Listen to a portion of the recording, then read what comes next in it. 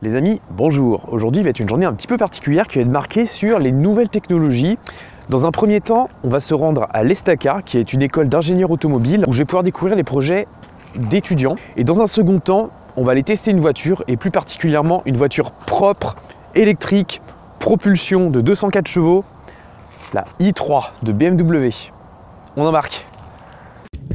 Alors pour ceux qui ne le savent pas, la BMW i3, c'est une voiture un petit peu particulière, qu'on adore ou qu'on déteste, mais en général il n'y a pas d'entre-deux, c'est difficile.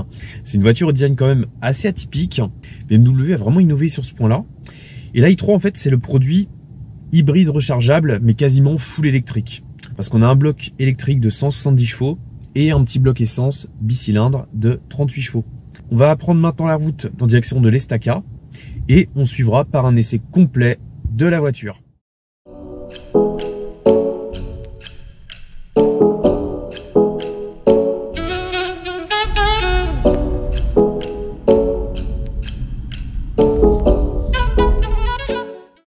Rendez-vous était donné sur le circuit de Beau-Soleil où j'ai pu découvrir les projets des étudiants. Le premier, ESTACA on the Salt, c'est un steamliner électrique capable d'atteindre les 400 km/h et qui a participé à la dernière course de vitesse sur le lac salé de Bonneville aux USA. Second projet, la Team Mecha a présenté son kart qui est engagé en championnat de France en catégorie KFS 150. Un groupe d'étudiants a également travaillé sur le projet Mototech. Il s'agit d'une Suzuki GSX-R de 1991, engagée pour le futur Boulder de juillet 2018.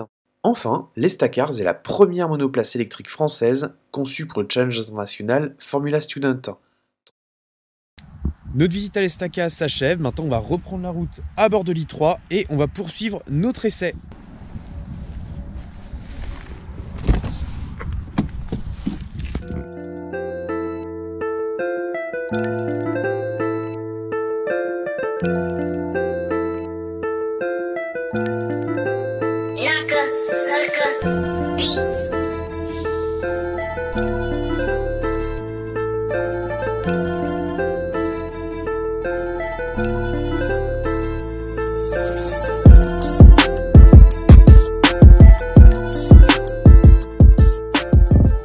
La question que l'on se pose toutes et tous, c'est dans quelle catégorie on fout la i3 ? Est-ce que c'est une citadine ? Est-ce que c'est une compacte ? Est-ce que c'est un mini-space, un SUV, une supercar, une bicyclette ? Vraiment, j'ai pas la réponse. Et je sais même pas s'il y a réellement une réponse qui conviendrait.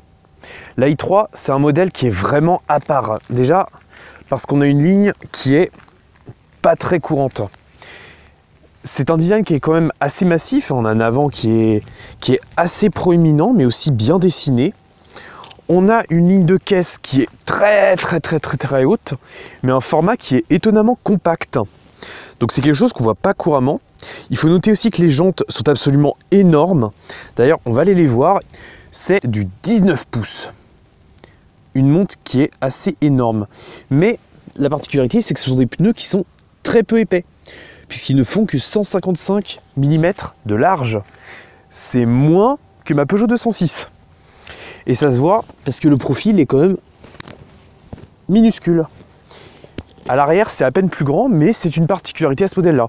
Alors il faut savoir que les voitures électriques et hybrides rechargeables, comme ici, ont des pneumatiques spécifiques qui permettent justement de limiter la consommation et d'encaisser aussi les accélérations dues au couple qui est plus important.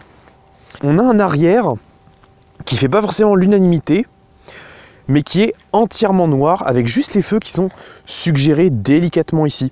Je trouve ça très harmonieux. La ligne de caisse, on va y revenir quand même un petit peu, elle est structurée d'une manière assez étrange.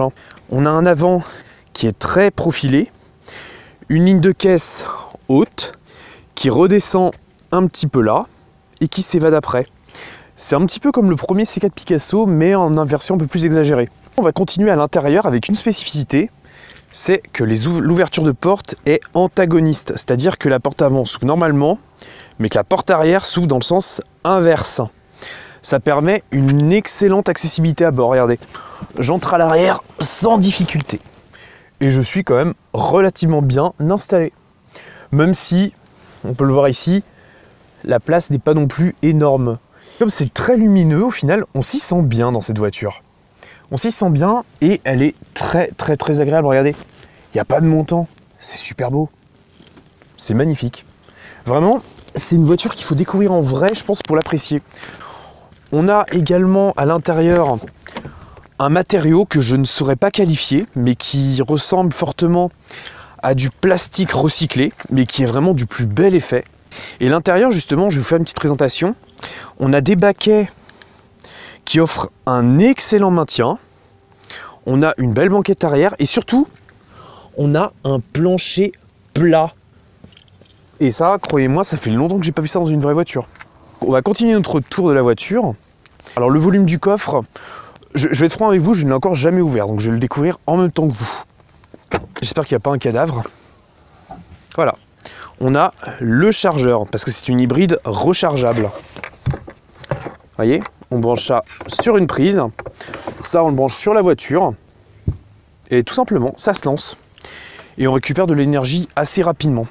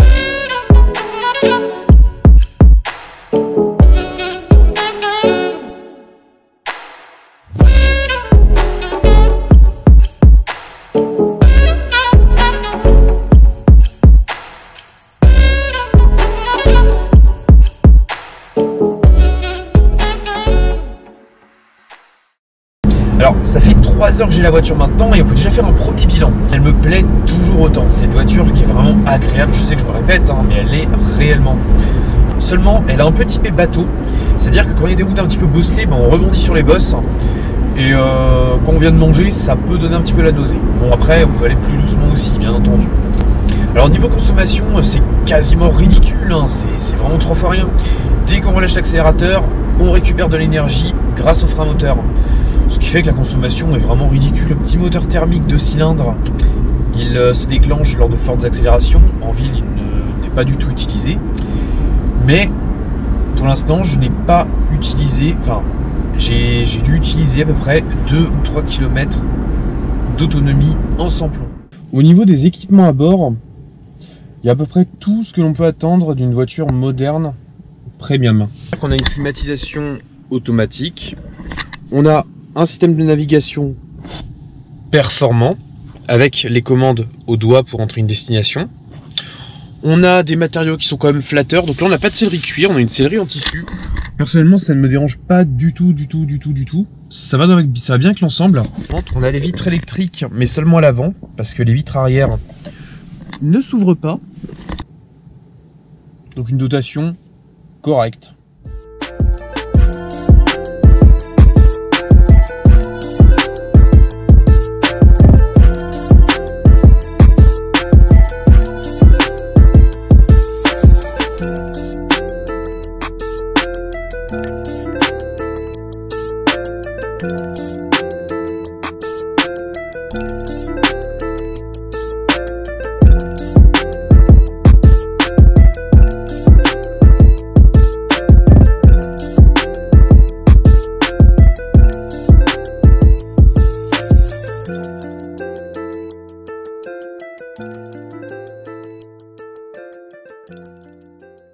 En fait, il est super méchant, ce chien, il me laisse pas passer.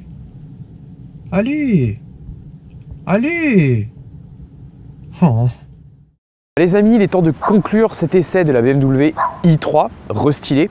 J'espère qu'il vous aura plu et que la voiture vous aura plu au moins un minimum, parce que je sais déjà qu'elle ne fait pas l'unanimité de par son style, sa motorisation ou encore son placement tarifaire, qui malgré tout est quand même raisonnable. Ce que je peux en tirer, 3 points positifs. Le design, les performances qui sont quand même largement suffisantes pour une voiture du quotidien. Et aussi, je dirais, l'habitabilité, étonnamment. Alors c'est pas la plus spacieuse de la catégorie, elle n'a pas forcément le plus grand coffre, mais ça je m'en fous. Mais on s'y sent bien, c'est lumineux. Et si vous comparez ça avec la plupart des citadines compactes et SUV actuelles, vous avez bien plus de luminosité, même sans toit panoramique. Ensuite, 3 points négatifs. Je dirais le design. Pour ma part, il me plaît beaucoup, mais il ne fait pas forcément l'unanimité. Il y a autant de gens qui sont pour que des gens qui sont contre. Ensuite, je dirais qu'il y a l'effet bateau un petit peu. C'est-à-dire que ce n'est pas du tout un châssis sport, c'est vraiment orienté à 100% pour le confort.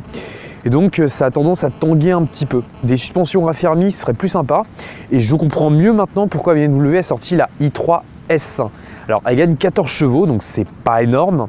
Mais elle gagne surtout des suspensions beaucoup plus fermes. Et là, croyez-moi, je pense que ça peut vraiment faire la différence. Ensuite, dernier point négatif à trouver. Je l'ai pas. Franchement, je l'ai pas. C'est une voiture qui m'a plu dans son ensemble, qui m'a surpris agréablement. Et j'en garderai un très bon souvenir. Si un jour il y a l'occasion d'essayer une BMW i3S, je ne manquerai pas de vous en faire part parce que je pense que ça pourrait être un meilleur compromis encore. Sur ce, j'espère que cet essai vous aura plu. Nous, on va se retrouver très bientôt, début mars, pour un essai costaud. À très bientôt.